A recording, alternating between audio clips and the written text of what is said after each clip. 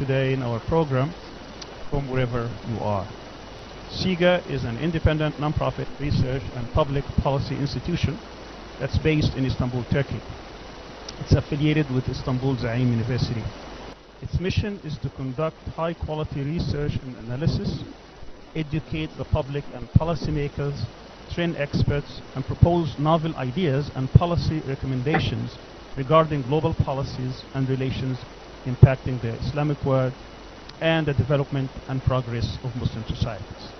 In the past 5 years, we've organized 10 international conferences and over 150 seminars, webinars, book discussions, workshops, and symposia. Today, we are pleased to announce the premiere of our new activity called Dnیا, or Town Hall Meeting. It gives me an immense and great pleasure to have with us today in our first Dnیا the former Prime Minister of Pakistan, His Excellency Mr. Imran Khan. He really needs no introduction, but the most striking thing about him is his ability to inspire millions of people not only in his nation but across the Muslim world and beyond. Perhaps no leader has been able to galvanize that many people in the streets across Pakistan since the founder of the state, Muhammad Ali Jinnah. Today, we will ask the Prime Minister questions that will focus on international affairs, global politics, the Muslim world, and many other topics. But before we start our questions, I would like to thank our audience here who come from across the Muslim world, who would also participate in the questioning the Prime Minister. But before we do that, I would like to introduce my colleague and co-moderator, Mr. Awais Khan, who is a research fellow here at SIGA. He will explain the format of today's program and how it will be conducted. Awais. Assalamu alaikum and welcome to everybody. This is our inaugural Dnیا event. It is an event inspired by tradition, Muslim tradition, in which public leaders bring together scholars, public policy experts, and students and engage in an open, on-the-record dialogue about issues of mutual concern. So today, I'm honored and esteemed to have all of these very bright minds and thought leaders from the Muslim world here gathered together with Mr. Imran Khan. The format of the session will be that we have collected a number of questions from online and from other platforms, and we have grouped these in 15 odd categories, and each category will ask a question. It will take 60 seconds approximately on the questioner's behalf, and then we will have a back and forth conversation with His Excellency. Each question we hope to give an average of 5 minutes in response. So I welcome everybody, and without further delay, let's jump right in. Mr. Prime Minister, thank you so much for joining us. We really are delighted here to have you with us.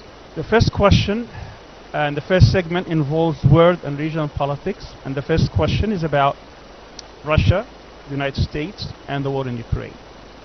Some international scholars believe that the West, particularly the United States, has goaded Russia in its invasion of Ukraine.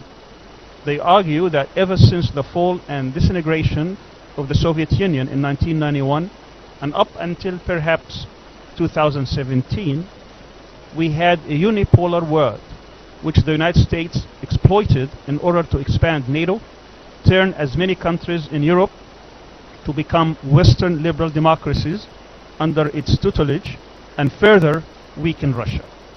This aggressive US strategy, they argue, has provoked Russia and is considered the main reason for the war in Ukraine. On the other hand, the majority of Western leaders argue that the main reason for invading Russia is an aggressive Russian policy where Russian leader Vladimir Putin wants to restore Greater Russia and subject some of the former Soviet satellites to Russia's rule and dictates. You've been a keen observer of world politics and dealt directly with world leaders. Which argument do you believe, and how do you see the end of this brutal conflict? Thank you very much for inviting me to this, your first, I believe, inaugural session on question and answers. I want to thank SIGA for honoring me today, and I hope I'll be able to answer all your questions. Now, this is the whole Ukraine-Russian conflict. I happen to be visiting Moscow on the day when Russia decided to go into Ukraine. So, I had a meeting that same day with President Putin. So I know the Russian point of view. And the Russian point of view is that we had repeatedly indicated to the Western countries that we would not allow NATO to come right onto our doorsteps. And their argument is that just like the United States would not want Russia all their weaponry. So the conflict from the Russian point of view has been triggered out of fear that if NATO moves in to Ukraine, which they felt should have been demilitarized or should have been neutral, they felt that then the security of Russia was at stake. And the other thing was that President Putin kept saying that in the past, Western leaders, American leaders, had all told him that, look, this will not happen. And they had given him assurances. And so unfortunately, he said that these assurances were broken and hence the conflict. The Western point of view is very straightforward, that this is Russian aggression. It's invasion. It's coming into they invaded a country and they're blaming Russia for all this destruction that is taking place due to war.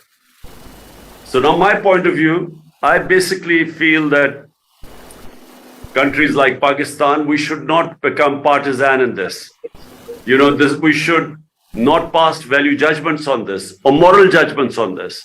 The reason, I don't feel that our countries should get involved in conflicts that don't affect us. And I'm talking about developing world, countries like Pakistan, which have 100 million people vulnerable, almost 50 million people below the poverty line, 50 million people above the poverty line. And so when we make moral judgments in conflicts, it comes at a cost for countries like us. So, for instance, we would have wanted cheap oil from Russia. We would have wanted wheat 2 million tons of wheat from Russia. A gas pipeline was arranged with a Russian company. So all that gets affected the moment you take sides. And our neighbor India, which is a part of the Quad, which is a strategic military, economic military alliance with the United States, India abstained in this because they too felt that they needed cheap oil from Russia. And what this conflict has done, post the COVID situation, where already there was a commodity super cycle, and this conflict has raised energy prices to the level which is causing a lot of problems in Europe. We all know that in Europe they are suffering from gas shortage and energy prices spike. But in the developing world, it has caused a massive problems in our balance of payments, because it has just, the oil prices going up, I know they're coming down now, but that caused an enormous problem for countries like us. So therefore, my take on this, there are 2 points of view. We would like to abstain, my country, we would like to abstain in this. But I do feel that this conflict has caused massive problems all over the world. Thank you very much for your answer. The next question is about China, and always will ask that question. Keeping with our theme about world and regional politics, we'd like to stick with talking about the great powers. For the past 3 decades, the power of China has been on a steady rise economically, military and technologically, among other spheres. It has certainly become a world power. Pakistan has also been one of its major partners, not only economically but also geopolitically. how will Pakistan maneuver between China and the United States, particularly in growing US pressure on Pakistan to take sides? How do you envision the role of China in a multipolar world and in competition with the US? Well, Wes, the problem is that, when we are countries, again, I sort of following from your first question, when we are weak countries, we developing countries are pushed to take sides. And I feel that Pakistan should not take any sides. I'm talking about our country. Because, why do we have to take sides? Pakistan should have good relationship with both China and with the United States. Similarly, I feel with Russia and the United States. For instance, that's the policy of India. I must say that I've always admired the way India remained non-aligned during the Cold War. I thought it was a sensible thing to do. I mean, when you become part of a bloc, that means that the whole other bloc is excluded from you. And of course, great powers do put enormous pressure on you to take sides. So let me first say that China-Pakistan relationship goes back a long time, 60 years. And China has been what we call always a friend in need. China has stood by Pakistan, whether it is on international forums, on politics. For instance, Kashmir is an issue, a United Nations resolution on Kashmir stating that there should have been a plebiscite in Kashmir for the people of Kashmir to decide whether they wanted to be with India or Pakistan. And that right was not given to them. But hardly any other country stands with us. China has always stood with us, and I must say, Turkey has stood with us.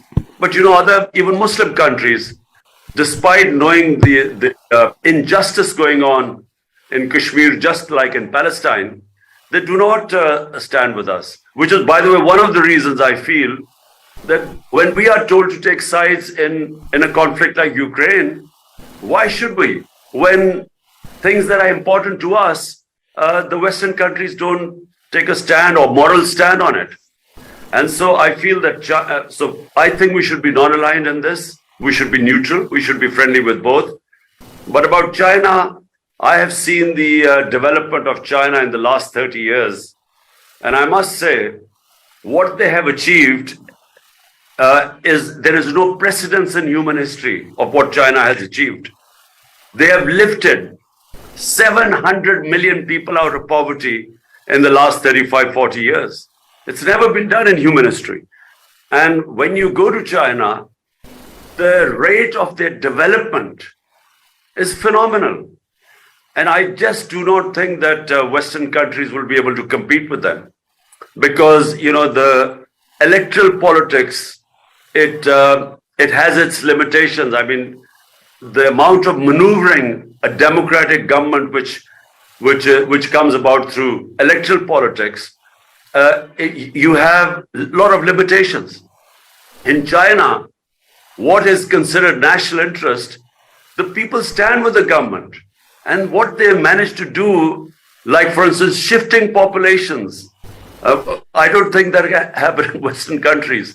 So I just don't think that the other countries will be able to stop the growth of China. Their system of meritocracy. I visited China and I saw the way they bring up all their talent. And then their single focus, long-term planning. I haven't seen such long-term planning in most countries. Certainly countries like us, which every 5 years are supposed to have elections. So very rarely governments plan beyond 5 years. But in China, they have just planned so far ahead. And then they single-handedly pursue their goals. And I feel that, China is going to be the, I think it will leave everyone behind. Thank you very much, respected Chairman. I cannot leave the issue of China aside as a Muslim think tank and not raise the plight of the Uyghur Muslims. On a lot of issues, Muslims around the world are concerned about the events that are happening in Xinjiang. Pakistan has been a champion of Muslims all around the world. How do we hold both of this in tension? Well, let me say that, the Pakistan-China relationship is such that whatever the issues of Uyghurs, we have always, the Chinese have always preferred to speak behind closed doors. They're very, their system is such that they hate talking about sensitive issues like Uyghurs in public. So we've had discussions with them, and they give us a different side of their story, and there are always two sides of the story. And so, the conversations I've had with the Chinese government on Uyghurs, we have always, knowing the sensitivity they feel, we've kept that behind closed doors. Thank you so much. I want to now ask one of our members here to direct the next question. Let me introduce Dr. Mubin Shah, who is the head of the Istanbul Kashmir House. Excellency, this is Dr. Mubin Shah, Kashmiri in exile. As far as we can tell, in its hour of need, Pakistan has all but abandoned Kashmir in everything but rhetoric. What is your and PTI's solution for the people of Kashmir?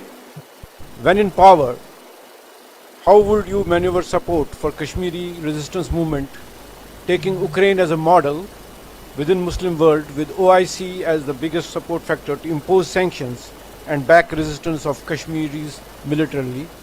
In these challenging times, what is Pakistan's solution to grave issues faced by Muslims in South Asia, particularly in India? Excellency, I thank you. Well, Mubin, when I was the Prime Minister, we took a very strong stand for Kashmir. And I think you would have known that we have my government at least, on every international forum, we spoke about the people of Kashmir, especially after 5th August 2019, when they took away the statehood of Kashmir, which was against all international laws. It was against the United Nations Security Council resolution, which clearly stated that, Kashmir would have a special status until they were given their right of self-determination.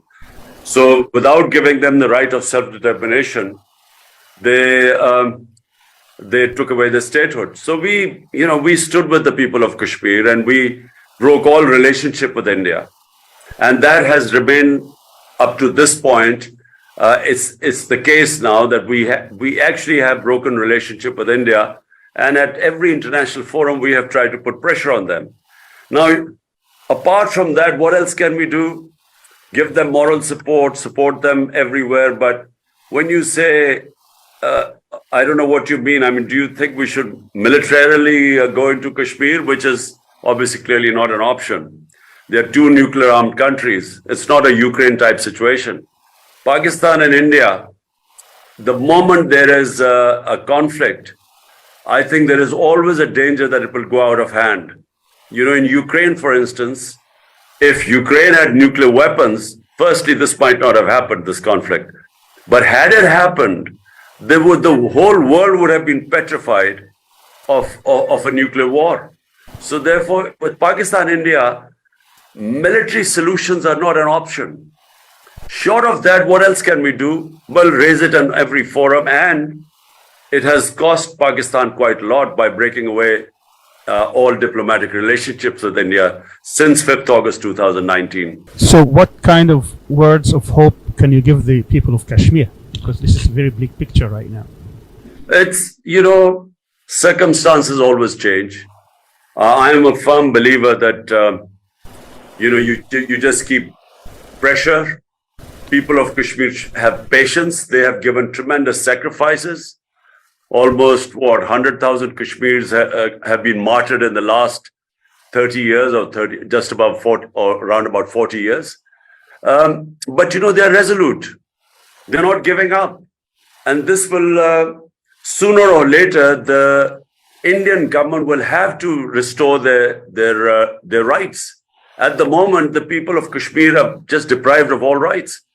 And what the Indian government hopes to do is to alter the balance, the demography of Kashmir by settling in non-Muslims into non-Kashmiris and Muslims into Kashmir. And what they hope is that eventually the balance will be changed, and when they have elections or plebiscite, there will be more non-Muslims who will then vote for India. So this is the game plan for India, but it's not working because the people of Kashmir have not given up. And I think the settlers find it very difficult to move into Kashmir in a hostile environment. And I really believe, I am a firm believer that Kashmiris will get their independence, their right of self-determination. Thank you. Thank you very much. Our next question is about Pakistan's nuclear policy, and it would be asked by Dr. Nizar Krekish, who is the director of the Bayan Center for Studies from Libya. Dr. Thank you. Nizar. Thanks. As the only Muslim state that has nuclear weapon, can Pakistan potentially provide a nuclear cover for the Muslim world? In other words, do you think Pakistan should put other nuclear power nations notice that they cannot use nuclear weapons against other Muslim states, because that would also constitute aggressive against Pakistan? For example, can Pakistan give nuclear cover against Israel potential use of nuclear weapons against its neighbors? Is it strategic in the area or just restricted for Pakistan, this nuclear weapon? Well, at the moment, first of all, let me tell you, I'm not a great fan of nuclear weapons because I do believe in settling your issues. I'm not also a great fan of military solutions. For instance, I would never try and solve issues militarily, but for me, it is basically for defense. I mean, if someone is going to take away your freedom, then that's when you fight for it and you use military. So the Pakistan military, the nuclear program has always been a defensive one because India is 7 times the size of Pakistan. It has huge resources now. And the people in Pakistan have always been threatened by the idea that a bigger neighbor would just overwhelm the country. So remember, we've had 3 conflicts with India. And this was from 48, 1965, and then 1971. And so ever since Pakistan's had the nuclear program, we actually have had no conflict. So it gives the country of 220 million people security when you're facing a neighbor which is 1.3 billion people.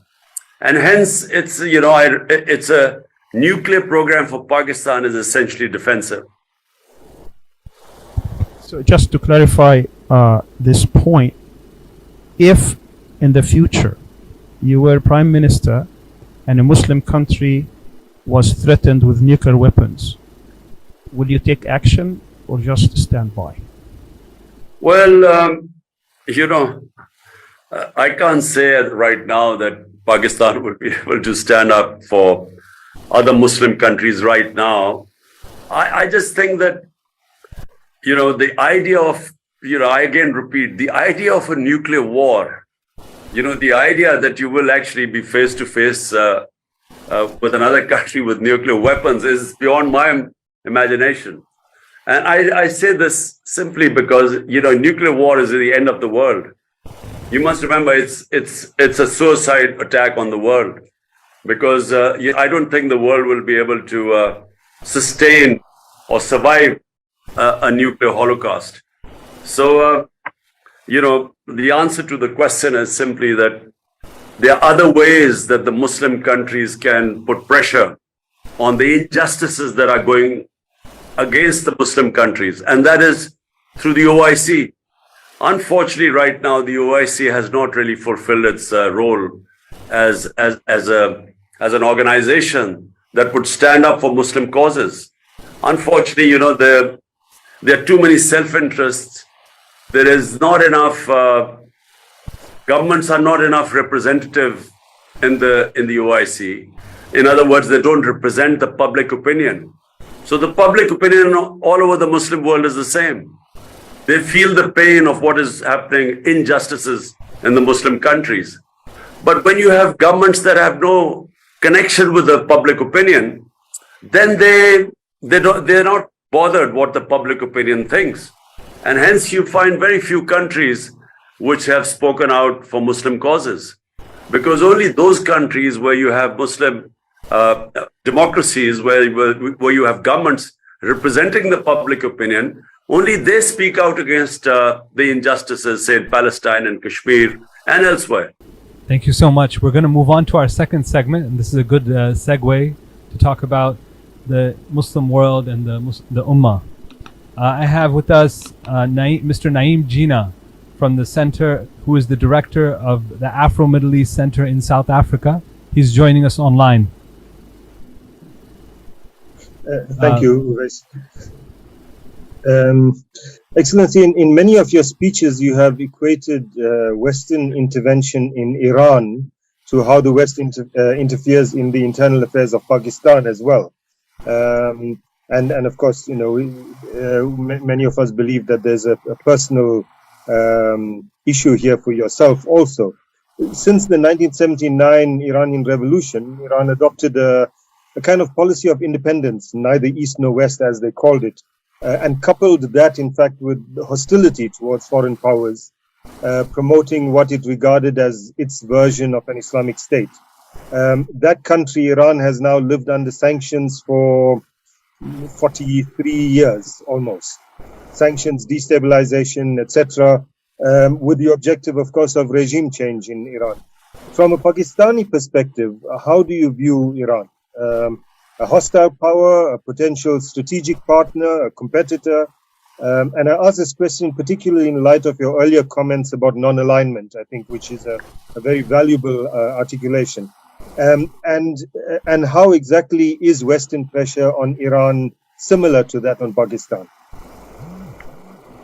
Well, in Iran during Mohammad Mossadegh's premiership, and his government was removed, and this is now documented, was removed by the CIA.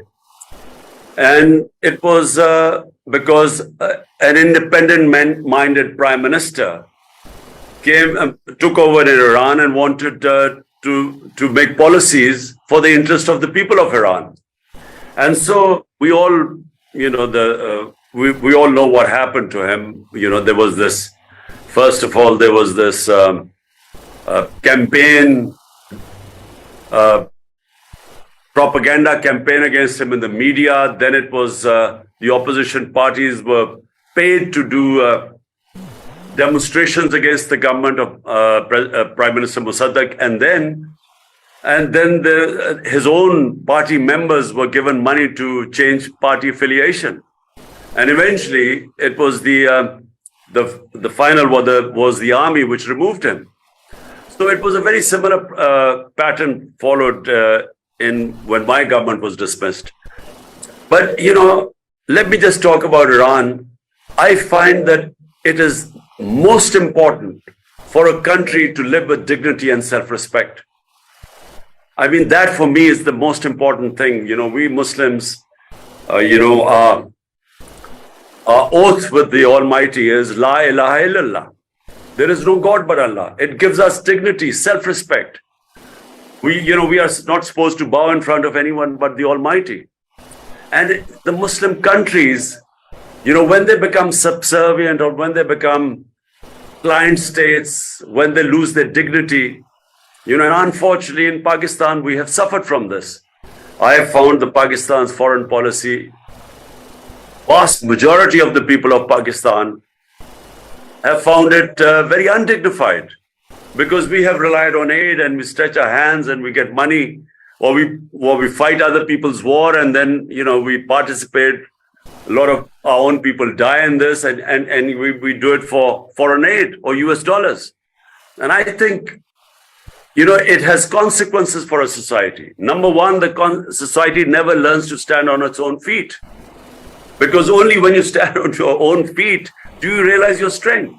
But when you're always having crutches of foreign aid, just because, you know, you're trying to serve someone else's foreign policy objectives, you lose your dignity.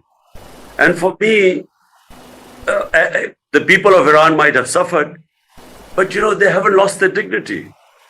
They we will disagree with, maybe what their worldview is. We might disagree with their worldview of Islam, but, you cannot disagree with them standing for their sovereignty. So, I admire that about them. Our next question comes from Mariam Khan, who is a PhD candidate at Istanbul Sabahattin Zaim University and also a research associate at SIGA. Assalamu alaikum. It's really a pleasure to sit in front of you. I am personally a voter of PTI and I'll be ever. My question is regarding Afghanistan. It's been after 2-decade-long war of US against Afghanistan. Taliban have turned to power now, which wasn't supported by leftists in Pakistan because they saw them as a source of terrorism. Now, we Pakistanis are again facing a wave of terrorism and Islamabad is on high alert. So how do you see the Taliban in Afghanistan, and how do you think that the current security threat which Pakistan is facing now has something to do with Afghan Taliban also?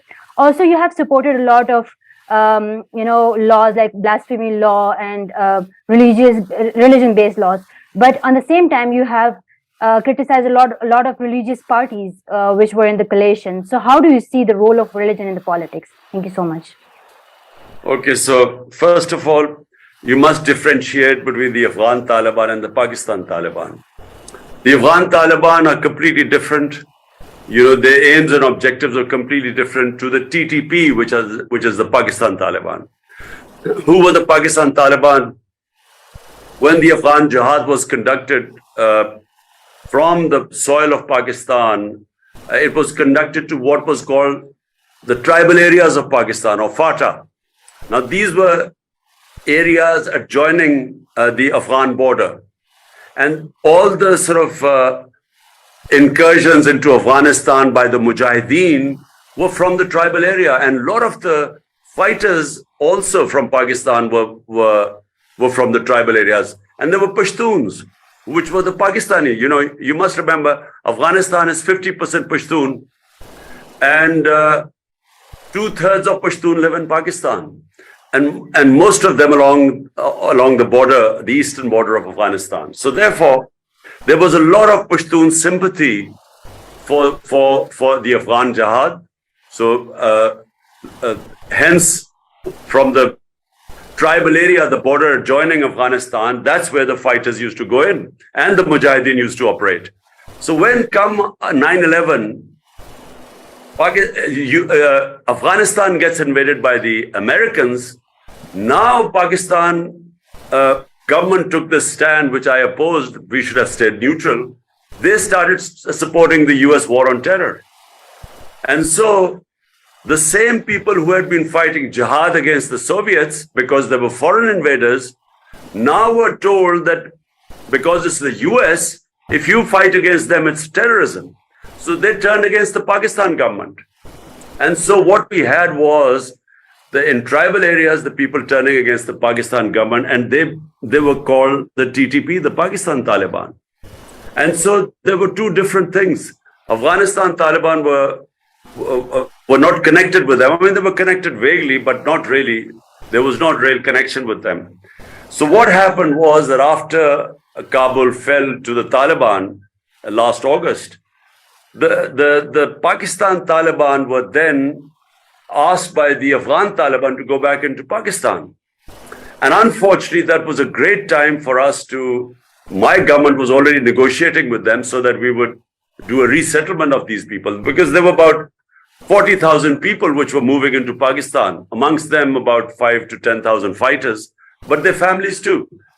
So unfortunately, when my government went, the eye was taken off the ball, and the new government and the setup, the military establishment did not pay enough attention to what was happening with the resettlement of the Taliban coming in. And so therefore we have this wave of terrorism coming in now, and this is all along what was the former FATA, the former tribal areas, because they've got merged into Pakistan. So we have a wave of terrorism in Pakistan right now, and this needs to be dealt with before it goes out of hand. Now I come to what you're talking about, religious parties and religious laws. Look, let me first tell you about the blasphemy law. The blasphemy law was not made by Pakistan. It was made by the British when they were ruling India.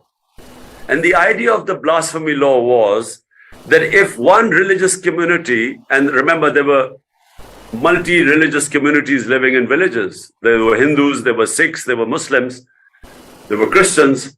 So if one religious community said something which was derogatory against another religious community of a sacred entity, so there would be riots, there would be a lot of people killed. So the British then brought in this blasphemy law that you were not allowed to say anything derogatory about any religious entity of any other religion. That's how it came about, to stop riots. So therefore, rather than there being lynching crowds and lynching mobs going on and killing people who thought that their religion blasphemy had been committed against them, now it was an offense, so you had to actually go to court to prove that. So that was to stop mob violence, lynching crowds. So Pakistan basically inherited the policy. And in Pakistan, it makes sense because we have different religions here. And we have had in the past, when someone thinks that our religion has been blasphemed, there have been mob violence. There have been people lynched. And this now is an offense in Pakistan because you have to prove that it's blasphemy. And for that, you have to go to a court. Very well. Thank you. Thank you very much. Our next question is about Turkey. And we have with us Dr. Yasin Aktay. Dr. Aktay is a professor at Bayezid Yildirim University, and also he is a former member of parliament and widely known here in Turkey. Dr. Aktay. First of all, thank you very much for sharing your very, very valuable perspective with us, and thank to SIGA for gathering us together in this platform. For the past 2 decades, Turkey has become an important and rising power, not only in its region, but also in the Muslim world. I think you can share this idea, this view. The relationship between Pakistan and Turkey is the lasting legacy of Pan-Islamism. The story is well known, as you know. Muslims in the subcontinent supported the Turkish people with their body and wealth during the height of colonialism. But in reality today, the Turkish-Pakistan relationship is a failure from many angles. The historical nostalgia has been manipulated by NATO interests, as it was dominated and controlled by the military through the Cold War years. Today, it has resulted in nothing tangible. No visa-free travel, no free trade agreement, no military alliance, no free technology transfer agreement, no people-to-people cooperation, etc. Now my question is coming. Do you feel Pakistan has benefited from Turkey's rise? And if so, how? And do you envision a strategic partnership beyond rhetoric between the two important Muslim states? And lastly, what other Muslim states do you see as strategic partners to Pakistan? Thank you. Well, first of all, let me say that there's a people-to-people relationship between the people of Turkey and Pakistan. And this, again, what you quite rightly pointed out in history, was at a time when in Turkey, the Western powers or European powers were about to take over in the 20s or late 1919s and 1920. At the time we were fighting, a lot of the Muslims of India and what is now Pakistan collected a lot of money, and they gave they were standing with the people of Turkey, and I think that's what is remembered in the Turkish mindset. So the relationship is very deep. When I became the Prime Minister, with President Erdogan, I had a very good relationship, and we were trying our best to further our our contacts. I was only in power for 3.5 years. And in that time, unfortunately, Corona came in. The 2 years were basically 1.5 years were lost in the coronavirus. And so for our first year, we had a bankrupt country, so we were trying to be solvent. So basically in the last couple of years, we were trying to form what you call trade relationship. We had a committee formed by the president dealing with the committee formed by me in Pakistan to further our contacts, our relationship. It was quite a relationship which covered a wide area of things. And unfortunately that, when my government was removed, we were just deepening our relationship, and there were various political crises which kept coming on the way. And but I do feel that for the future, the relationship with Pakistan and Turkey will grow. Look, Pakistan has gone through a bad period in the last 30 years. We lost our momentum of growth. Pakistan just did not live up to its economic potential. We had two terrible governments of two political families who ruled us for 30 years. And they're still here. They've been in power for 8 months. And they have basically run this country into the ground. So Pakistan in the 60s was one of the fastest growing economies in the world. And especially in the developing world, Pakistan was given as an example. A lot of countries followed Pakistan's model in the 60s, Malaysia, South Korea. We were considered a model. And as I said, unfortunately, in the last 3 decades, we lost that momentum because, we had very poor governance. So looking ahead, I think Pakistan and Turkish relationship has tremendous potential. And we were discussing, there were a lot of mutual areas which we could benefit each other, because there's a lot of strengths in Pakistan which are still, we have potential, but we haven't realized them. But in Turkey, we were working out on how mutually we could benefit each other through trade. I can't leave this without mentioning that you and President Erdogan, and I believe also the President of Iran, were talking about how to confront Islamophobia. Say, in 1 minute, what project do you think the 3 countries should embark upon to confront this rising problem of Islamophobia? You see, Islamophobia, let me just give you I'm just going to be very quick about this. This all started when the Iranian Revolution took place. There was a fear in the Western countries that all Muslim countries will be taken over by Islamic revolutions. And so they divided the Muslim world between moderates and fundamentalists. And in 1989, when Salman Rushdie, or sometime then when Salman Rushdie wrote that book, Satanic Verses, there was a wave of anger in the Muslim countries. The West could not understand why were the Muslims so upset, because they, especially Europeans, their idea of religion or the way they treat, for instance, Jesus Christ, is completely different to the way Muslims love and respect and revere our Holy Prophet Muhammad, peace be upon him. And they couldn't understand this. And the Muslim world never explained to them why were they so upset. And so that added to this suspicion about Islam. And then, of course, 9/11 took place. So after that, Islam was equated with terrorism. For somehow, suicide attacks were only by Muslims, because we were supposed to be these radical people. And unfortunately, the worst role was played by the heads of Muslim states. Everyone, rather than trying to explain to the Western countries that, look, radicals, moderates, and liberals are in every human community.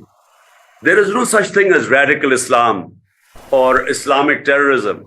These were terms given to create the impression that somehow terrorism and radicalism was connected with Islam.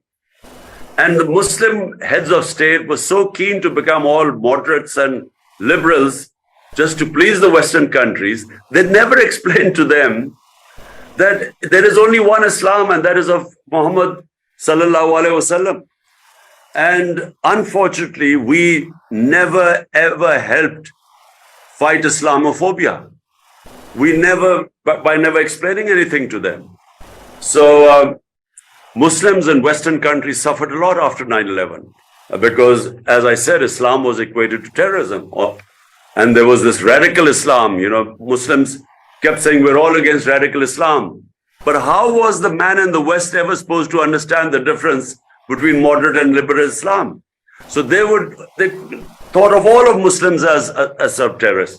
So now what needs to be done is that OIC must take the premier role in this to explain to Western countries.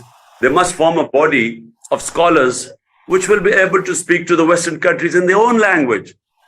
So to make them understand, the differences, what causes problems between and what causes Islamophobia. And I feel that can be done. And I also feel that, Al Jazeera, TRT, channels that can sort of give the Islamic version to the Western countries are very important. They need to have material which will explain to the Western countries about Islam. Majority of the people in the West do not understand Islam. And the problem is that it can be manipulated by those people who are anti-Islam. So they can manipulate this ignorance against us. And that's why it is very important communication through media, and OIC should take responsibility for this. Thank you so much. I want to remind all the participants that we need to move faster because the time of the chairman is quite precious. The next person we have is Nasrul Zaman Naeem. He is the head of the Bangladeshi Student Association in Turkey and also a PhD student at Istanbul Sabahattin Zaim University. The floor is yours. Thank you, Mr. President. Thank you, Mr. Moderator, for giving me the opportunity. As we are talking of the Ummah today, let's turn to an issue closer to home. As we all know that both Bangladesh and Pakistan contains a significant proportion of Muslim population in the world today. But it is unfortunate and it is apparent that the relationships between Bangladesh and Pakistan are not good. So why is this the case in your opinion? Also, we often speak about the brotherly relationships between Muslim majority countries, but all of those talks are actually empty. So as a politician, what is your vision regarding Bangladesh? And also as a politician, what would you suggest as way forwards to improve the relationship between Bangladesh and Pakistan in near future? Thank you. Well, first of all, the reason why our relationship has not grown or improved is because of sadly the events of 1970-71, when the ruling party, the party that should have been given government, the majority party was not given, was not allowed to have its mandate and form government in Pakistan. And that led to the break of Pakistan and the formation of Bangladesh. But unfortunately, the events that followed, the military operation which followed, that created that deep, what should I say, not animosity, but it created that distance between the two countries because of the suffering which took place because of the military action.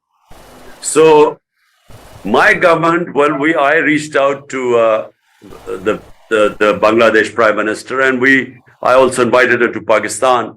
But the relationship is not what it ought to be. It should be a much better relationship. There have been periods in which the relationship seems to have thawed, but for some reason the relationship has not grown. But I do agree with you that as two of probably the countries with the biggest population, Muslim populations, we should have far better relationship than it is right now. Thank you very much. Our next question is about Palestine, and it will be asked by Mr. Jalal Khshaib, who is a senior research associate at the Center for Islamic Global Affairs. Jalal? Thank you, Doctor. Assalamu alaikum. my question is regarding the Palestinian cause and the normalization with Israel. And as you know, all of you, the cause is witnessing now the worst days. If we look back to the history, we see each state in the Muslim world which normalized its relationships with Israel found for itself like an excuse under the big name, the umbrella, the realpolitik. Some of them make the excuse of to avoid foreign pressures. Some of them to get back their own land, like Egypt and Camp David. Some of them to seize another land, like what happened last 2 years in Abraham Accords. Some of them to get to win and to gain stability or prosperity inside. Some of them to get protection from foreign threats, like some of the Gulf states and Iran. But in all the cases, those states were the winners and still the winners. And the loser, unfortunately, is the Palestinian cause. Now, as we know, Pakistan is still suffering from the Kashmir problem, more international pressures, and instability inside. My question to you, Mr. Imran Khan, can you assure millions of Muslims and people across the world that Pakistan under the leadership of Mr. Imran Khan will never sacrifice Palestinian rights and Jerusalem, and will never normalize the relationships with the Zionist state under any excuse? Thank you. Well, you know, the founder of Pakistan, who we call Quaid-e-Azam, the great leader,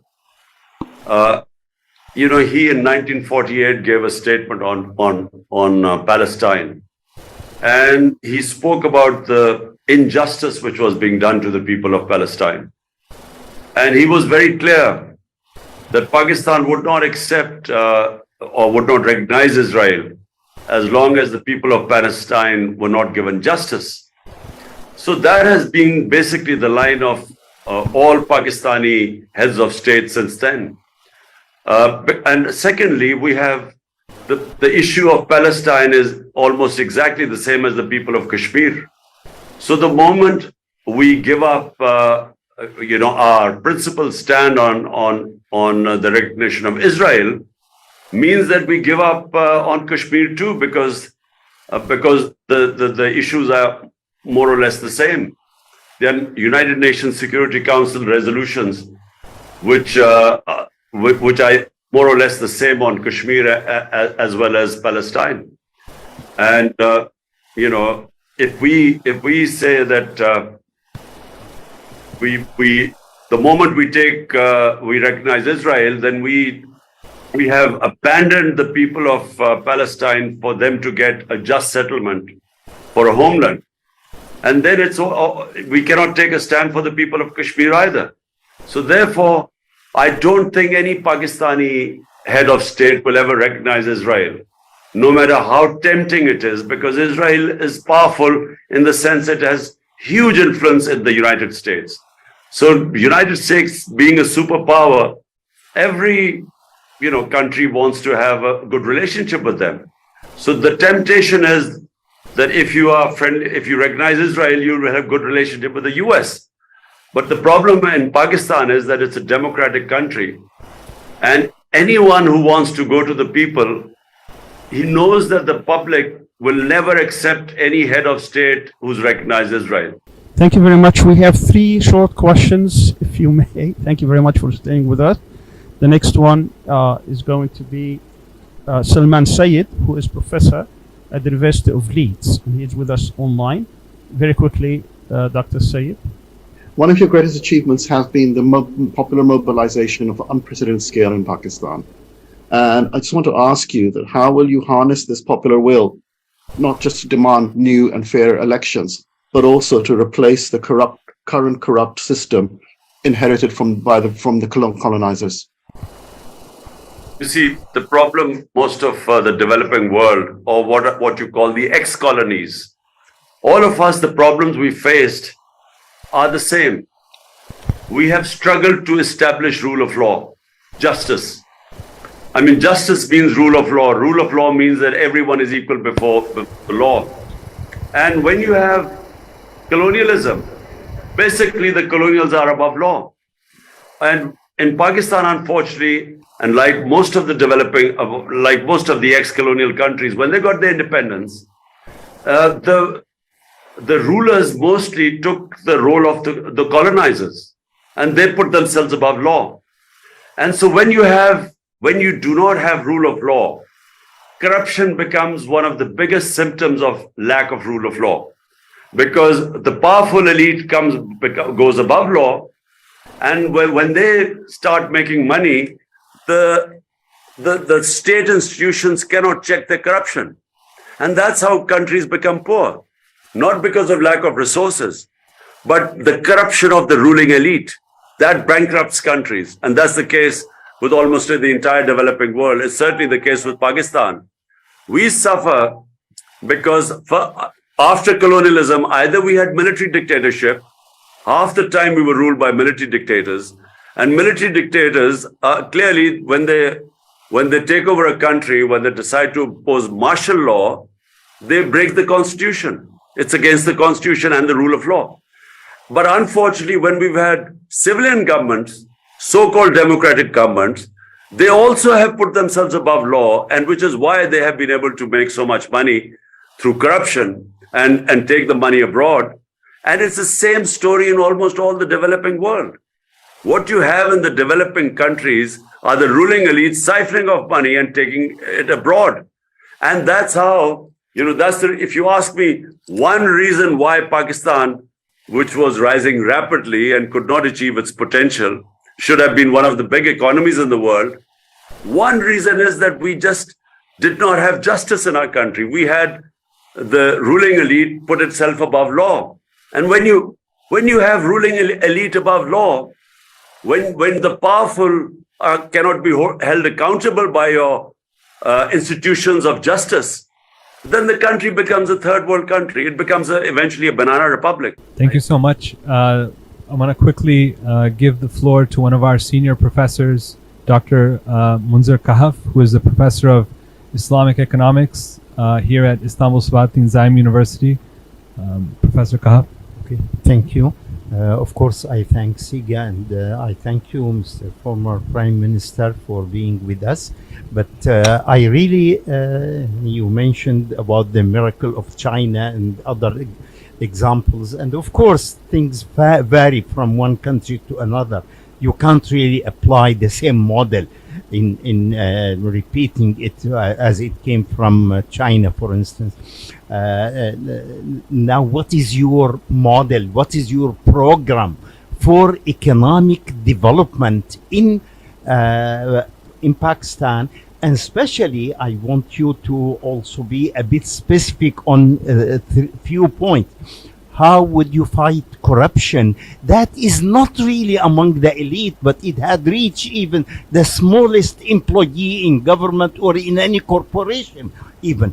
And also, how would you envision the new economy in Pakistan, development-wise and Islamization-wise, especially with the Supreme Court decision of elimination of interest? So okay. Let me just say that in Pakistan, if what I was trying to do when I was in power, but only for 3.5 years, and what I will again try and do, number one is imposing rule of law. Establishing rule of law is the beginning of prosperity. I believe that countries that are prosperous, if there is rule of law in a country, it cannot have poverty. If you look at the map, if you just look at the rule of law index all over the world, the countries which have a rule of law index above 80 or 90% are all prosperous, have no poverty. And most of our countries, I mean, if you look at Nigeria, has the greatest amount of oil reserves in Africa, and yet it has huge poverty. But on rule of law index, Nigeria is 7%. So it is directly related. If you have rule of law, you have prosperity, because it unleashes the potential of a society. You have investment coming into your country. Investment always comes into countries which clean governance. And capital flies from countries which do not have a governance, which don't have rule of law, which have poverty. So number one, that is going to be the hardest thing to establish. Number one is rule of law, and rule of law will tackle the ruling elite. But Professor, your other 2 points, the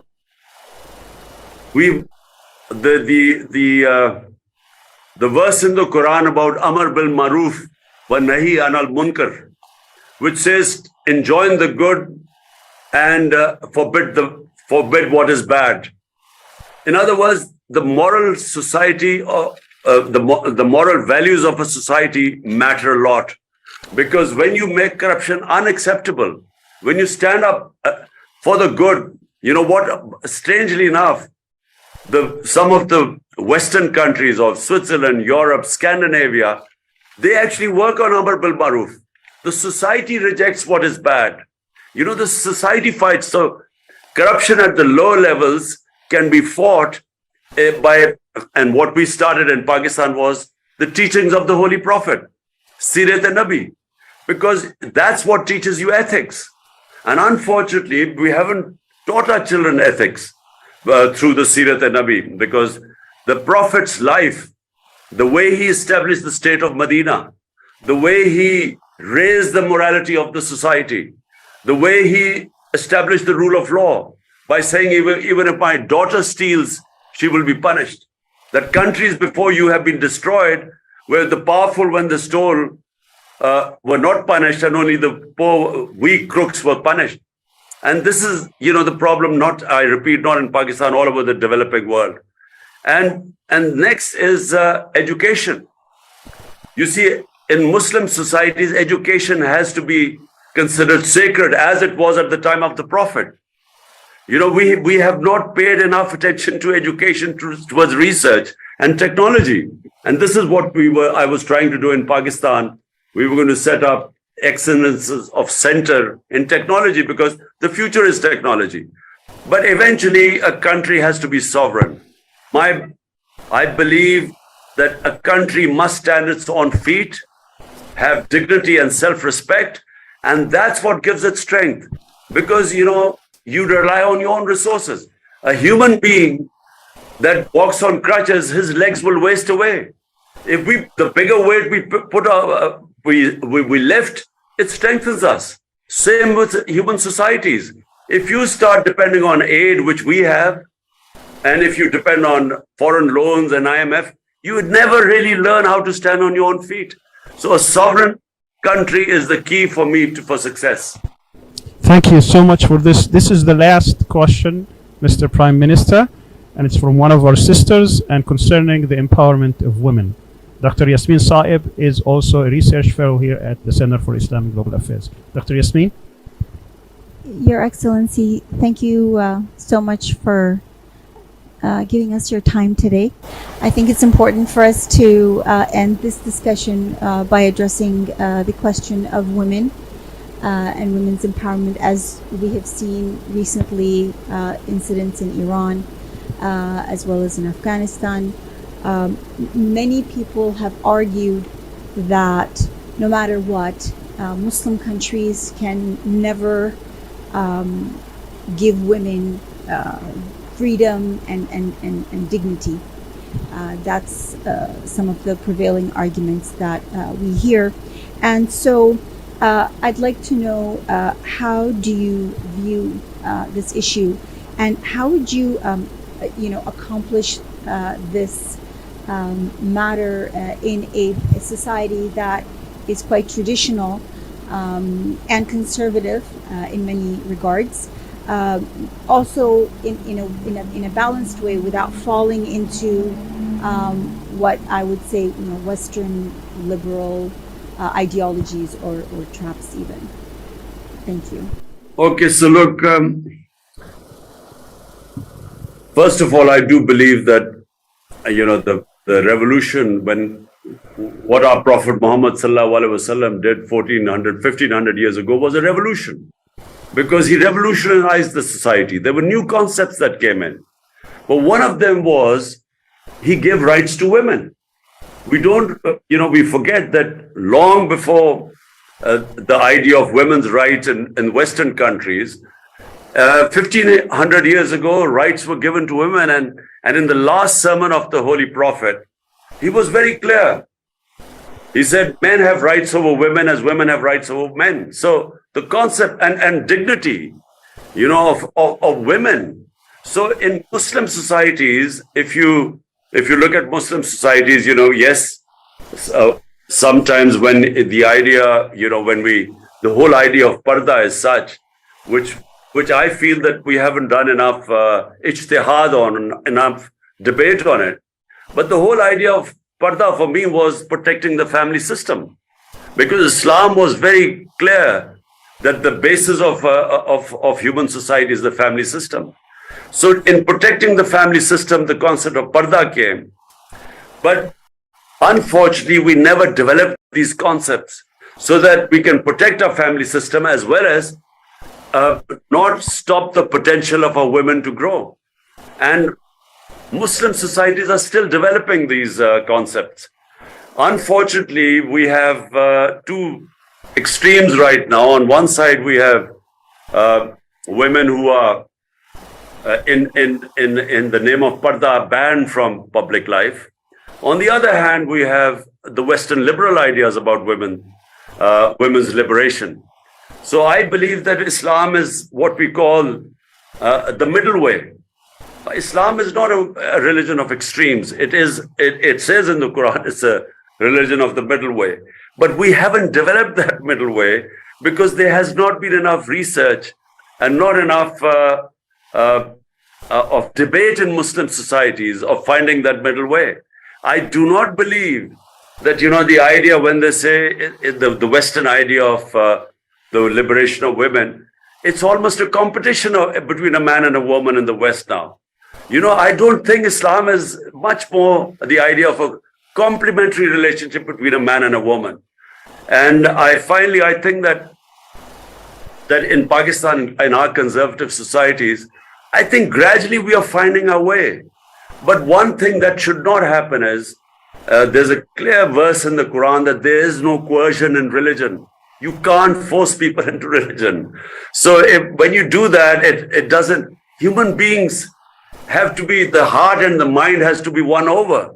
You can't force human beings through force to follow religious edicts, and it creates problems. It will always create problems. So I'm one of those who believes that it's through dialogue, through debate, through making people understand the true teachings of our Holy Prophet sallallahu alaihi wasallam. I think that's the way you win over people, but not by force. Thank you so much. Before we conclude, I just want to let you know that we received many questions. We tried to field some of them today. There are many other questions that we couldn't get in, hopefully in the future. But there is one question that I thought needs to be asked, and it's coming from the family of Dr. Afia Siddiqui, which says, if you come back to power as Prime Minister, can you commit to doing everything in your power to repatriate the daughter of the nation, Dr. Afia Siddiqui, within the first few months of your rule? Well, I can only tell the family of Afia Siddiqui that what she went through, first of all, it is tragic what she's been through to Afia Siddiqui. But we thought we came quite close to getting her released. We had negotiations going on with the US government, and there was a thing of a give and take. We were trying to work out on a formula how to get her out of the US prison. But unfortunately, it just didn't work out. And this was during the Trump administration. And unfortunately, I'm saying that when Trump lost the elections, the negotiations fell apart. But we were I thought we were quite close at one point where we could have done a deal with the US. So we could have got her back. So, the answer is yes, I'll try my best again, because, the US government might listen to if we do a give and take, a deal with them. But, just straight asking for a freedom is not easy, because they say, look, it's rule of law in the US. We have our justice system. She's been sentenced to 84 years in jail. And so they don't talk about, there's no way Pakistan can pressure them to release her. Inshallah, we'll find a way. I just want to thank you from the bottom of my heart for all your time. I would like to give you the final few moments for a closing statement. Well, first of all, again, I want to thank SIGA for affording me this opportunity. The problem about Muslim world is that, we are still evolving. We are coming out of colonialism. We haven't found our feet. Our education system lags behind. We don't have a great many scholars who can direct us. We have a split. We have the westernized elites in the Muslim world who moved quite far away from the religion and don't understand much about it. And then we have a lot of conservatives who do not understand the Western thought. So, the best minds right now, I find, who are sort of doing a lot of good work, are scholars who are living in the Western countries. I find that they are coming up with some of the best ideas. They understand the Western thought, and then they can compare, our life, our way of thinking, our history, our culture, the Islamic principles. And some of them, I must say, some of the best work is being done in the Western countries. All Muslim scholars who've gone to the West have done research, and they've come up with some great original work. What I tried to do in my last, in my time in last 2 years in my, when I was in government, I formed a Rahmatul Lil Alameen authority. It was an authority which Rahmatul Lil Alameen, the mercy for mankind, the title given to our Holy Prophet, peace be upon him. And the idea was that in our schools, we would teach children the life of the Prophet, because the Quran tells us to learn from the life of the Prophet. And why does the Quran tell us to learn from the life of the Prophet? Because he was the most successful man in human history. No human has achieved what he has done. So our children read books on Bill Gates or all the sort of giants who've done well in business. But they need to understand the man who was the most successful person in human history. They need to learn from his life. And that's why the Almighty tells us to learn from his life, to his sunnah. And I tried to teach our children about, the course in the curriculum we put in the life of the Prophet. And then in the universities, we wanted our scholars to do debate on the life of the Prophet. But above all, I wanted our university students to debate that what did our Prophet Muhammad do that brought in this revolution, that changed human beings. Muslims were hemmed in between two superpowers, and yet between 625 and 636 AD, what were 313 army in the Battle of Badr, and 636 the Roman Empire collapses in front of them at Yarmouk, and then the Persian Empire. So what happened in this short period which created these incredible human beings? There were, in that short space of time, there were never so many leaders. And yet in the Muslim world, we've not done enough research on them. What did because it was not something physical. It was a revolution of the minds. The Prophet changed the mindset of the people. He made them realize their potential in life. The same human beings got converted and became these great men.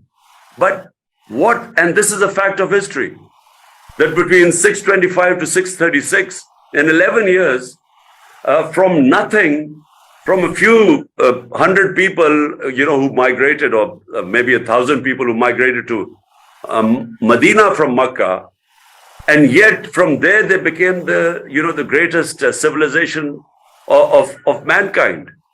But not enough work is being done to tell us all the things. How did the Prophet change the minds? It was a mindset that changed. The human beings sort of from as the great Rumi says, why do you crawl on the floor like ants when the Almighty has given you wings? So the people of Medina, the Muslims, had wings. They became these great men. And unfortunately, our young generation does not know that phenomena. And that's what I feel that our media and our scholarship and universities should concentrate on. They should find out how these human beings changed. And it's, as I said, it's a fact of history what happened. And had it been, say, had a Prophet been in the European countries or Western countries, there would have been so many films on him, documentaries on his life, of how he changed, how this phenomena of from nothing these Arabs rose and the Muslims became the greatest power for hundreds and hundreds of years, and the greatest scientists and so on. And I think we need to, when you say what happens next for the Muslims, I think this is the most important thing that needs to be done. Our scholars need to work on what happened in these years in Medina. How did our Holy Prophet change these human beings? That needs to be worked on. Thank you so much for your time. Thank you. Thank you so much for your time, and I want to give some final thanks to Rebridges, who, without Mr. Majid Rafiq's help and without Dr. Arsan Khalid's help, this event wouldn't have been put together. They were really bridge builders between Turkey and Pakistan. I also want to tell you that we benefited a lot from your talk, and I think that you gave us a lot of insight into the future, but also I think we today gave you a chance to enter into Muslim history as someone who is the first Muslim head of state to be in a part of the Diwania, which is an Islamic tradition, to sit with scholars, with people who are thought leaders, and think about problems together. It's a very unique opportunity for us all, and we believe in democracy, but we also believe in epistocracy, that the people who have knowledge are the ones who also help rule. The Rahmatul Alameen project that you proposed was very unique, and hopefully in the future SIGA can collaborate with this authority to build a stronger and more dynamic Muslim world together. And we hope to see you in person in Istanbul, and we hope that you have a very speedy recovery, because I know that you gave us a generous time even though you're injured. I know it wasn't difficult. I know it was difficult, but thank you so much for your stamina, and we pray for your recovery.